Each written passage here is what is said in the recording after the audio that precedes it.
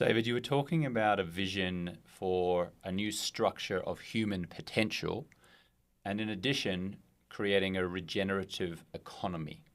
Tell me what you mean by those two things. Sure.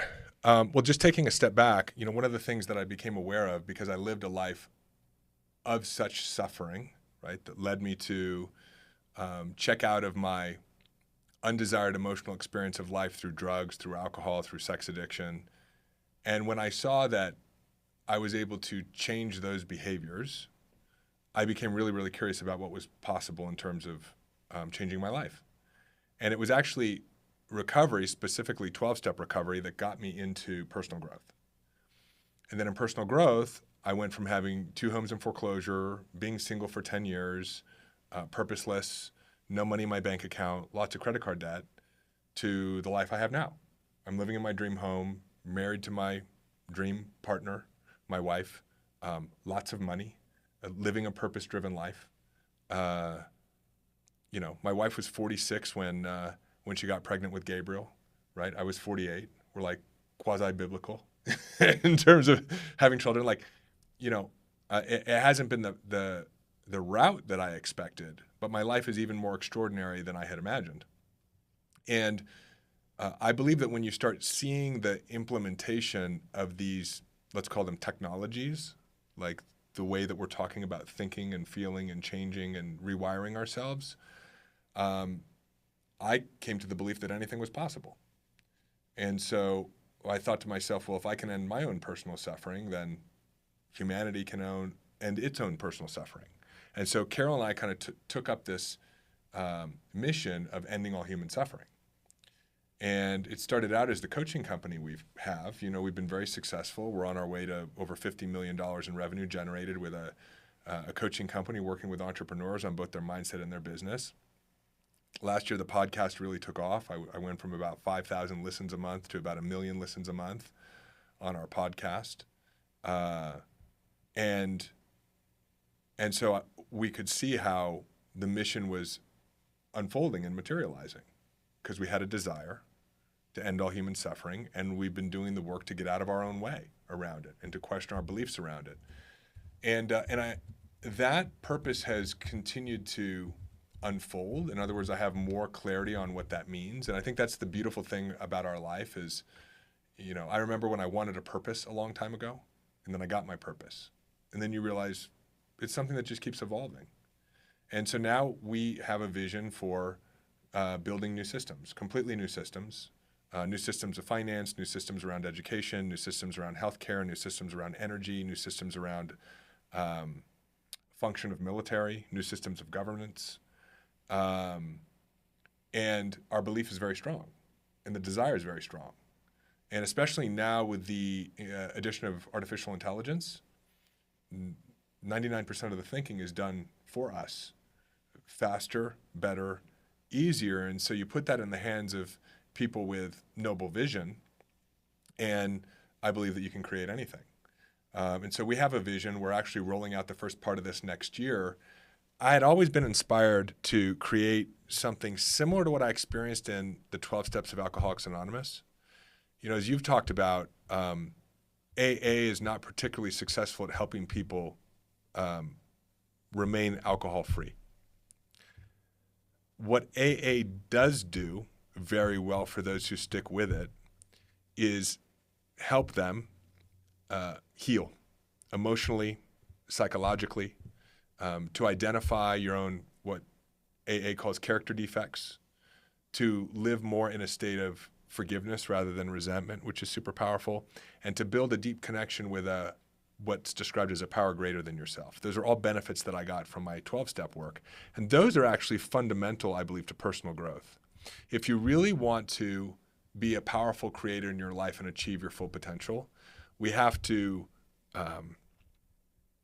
let go of the baggage that we accumulated early on in our life, our belief systems, our resentments, what I would call the core program, which is our core belief systems, and reestablish self-love. And so next year we're launching Whole Human, which is a 12-step structure that is an incredibly powerful transformative technology. It's taking all the technology that I've developed over the last 10 years and putting it into a very easy step-by-step structure, and then giving people the opportunity who go through that transformation to give it to others as a facilitation. And so I view Whole Human as a coalition of awakened people who are coming together first to heal themselves and then to heal the planet. And from there, we've got a 30-year plan to start rolling out and building these new systems, everything from a new currency to a new economy, to longevity programs, to financial sovereignty. And we're not the only people doing it. There are a lot of other people who are now focusing on building new systems. One of the challenges right now is more and more people are becoming aware of the fact that, like, hey, there have been some shenanigans going on, that there are elements within government that have been implementing global strategies that don't support the masses, but continue to transfer wealth to the few. And so a lot of people, as they're waking up, are becoming angry. And I think this is a lot of what the Donald Trump campaign was about. It was anger, right? In fact, whether you like Donald Trump or not, I see anger on his face. I see the way he interacts with people. If I was going to name a frequency where Donald Trump functions from, thinking about David Hawkins' Power versus Scale and the levels of emotion, I would say it's anger. But whatever frequency we're operating from, we're going to create experiences that are going to invoke that frequency from us. And so I'm expecting a lot of people to become a lot more angry. But it's people are waking up becoming angry when they want to tear down the old systems. But that's not actually how change takes place. Just like you talk about, you don't stop drinking by trying to stop drinking. You stop drinking by having a vision for what's possible and moving towards it. And we don't tear down totalitarian control by trying to tear down totalitarian control. We dissolve totalitarian control by having a vision for new systems and moving towards the creation of them. How would President Trump feel about your vision here? Because you're talking about 30 years, you're talking about love versus hate. And by the way, I'm gonna ask you a question about Sure. the other side of politics in a second as well, because some of our listeners, if we look at how the elections have gone, the last two cycles, it's kind of 50-50, isn't it? It's 55-45, 60-40, 50. It's kind of split down the middle.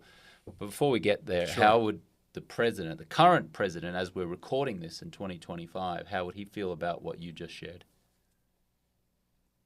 I mean, I can't speak for how someone would think. All I know is what I believe around how change is created. And if we want to be able to create sustainable change, meaning systems in our world that are noble and loving and generous and fair and just, then we have to be those things. So would you have said that a year ago when President Biden was in office? Same concept? This is not a political statement, Republican, Democrat. This is what? Same concept. Yeah, it's vibrational leadership. So a lot of people or history say that President Obama was an energetic, positive, vibrational leader. Does that now mean that of the last number of presidents we've had in the United States, that he is that shining beacon, and what you're kind of articulating here and the others are not, someone like Trump isn't, or is that simplifying it too much? You can map the presidency and the characters who sat in those seats over the last 40 years to our own personal growth and the phases of development that we go through, because the president reflects the consciousness of society. And there's a stage of development that we go through as people where we want change and we talk a really good game about it, but we're not actually committed to it. We want to stop drinking and we talk a lot about it, but we don't. We're not really ready for it. There are periods of time where we give a lot of lip service to things. I see this with entrepreneurs. They have big, hairy, audacious goals. but it's more ego-driven. And in a sense, it's self-deception. So for me, Obama represented the representation of self-deception or deception. So it wasn't real hope and change. It was using hope and change as a bumper sticker. And that's different than when we will experience real hope and change. And so I look at these as personas, and we can see in our own lives, if we look back, the different personalities that have evolved as we've grown and become more conscious. And I think we can see those personalities playing out in the Oval Office too, and in leadership. Is there any one in public recognition? Doesn't necessarily have to be in politics. It can be anywhere. Who you feel represents hope and change, like the aspiring hope and change that you're referring to? I was supportive of RFK Jr. When he ran. I did a fundraiser for him in Austin, Texas. I completely disagree with his perspective on Israel, Gaza. And Israel-Gaza is another example we could talk about of how trauma repeats itself, and how do we actually solve the complex problems in the world utilizing the philosophy that we're starting to unpack here. And I wasn't surprised that, a lot of people have different opinions about RFK Jr. leaving dead bears on the side of the road or whatever it is, right? A lot of that is just distraction, and some of it may not be. But I did meet the guy, and he has an extraordinary presence, and I think he mostly means well. And that's why I was not surprised that he had so much opposition to even running as president, right? I mean, let's think about this for a moment. Like, the amount of energy and coercion that the Democratic Party put forth to prevent him from running was unprecedented. But even though he's imperfect, like all people, the level of consciousness and heart-centeredness that I experienced from him, I knew that we as a people had not become that yet. And so he had no shot of winning, because we get the president we deserve. I was having a conversation with my wife about what's going on in Gaza, and people talk about the war in Gaza. I don't think it's a war at all. It's a very one-sided military assault. And we could have a conversation about Hamas and where that fits into the whole dynamic as well.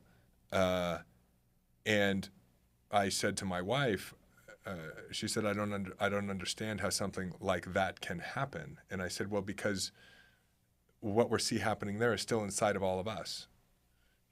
Wanting to judge other people, wanting to put down other people to feel better about ourselves, wanting to find a scapegoat or a reason or a justification for why I do certain things or how I feel a particular way.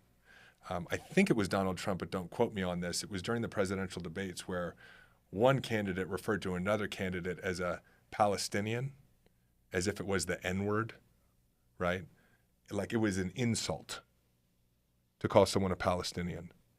And my wife said, like, how could that still be in 2025? And I said, because we still function that way in our own minds when we interact with other people.